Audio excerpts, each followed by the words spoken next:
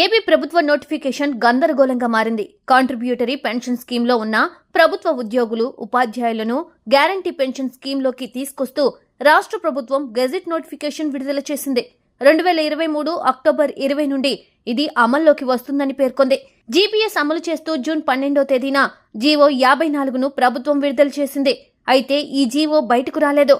ఇప్పుడు జీపీఎస్ చట్టం అమల్లోకి తీసుకొస్తూ గెజిట్ నోటిఫికేషన్ విడుదల చేసింది.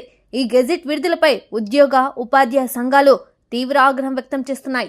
ఎన్నికల వేళ ఉద్యోగులు డిమాండ్ చేస్తున్న విధంగా సిపిఎస్ రద్దుపైన నిర్ణయం తీసుకుంటామని కూటమి నేతలు హామీ ఇచ్చారు.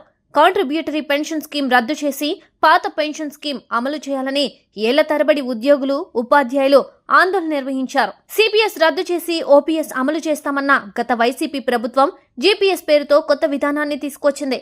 ఈ విధానం సిపిఎస్ కంటే నష్టదాయకమని, దీనిని వెంటనే రద్దు చేయాలని ఉపాధ్యాయులు గత ప్రభుత్వ హయాంలో తీవ్ర ఆందోళనలు నిర్వహించారు.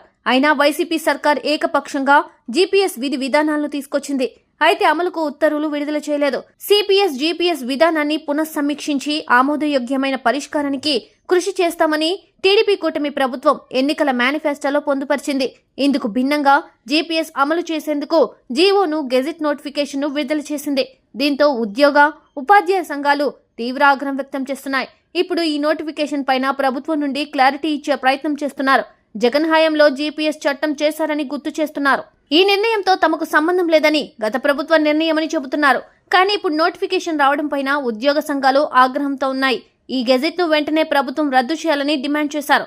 పాత పెన్షన్ ను పునరుద్ధరించేందుకు చర్యలు తీసుకోవాలని డిమాండ్ చేశారు. 2017లో కేంద్ర ప్రభుత్వం ఇచ్చిన మెమో 57ను తక్షణం అమలు చేసి 2003 డిఎస్సి ఉపాధ్యాయులను పాత పెన్షన్ విధానంలోకి తీసుకోవాలని కోరారు.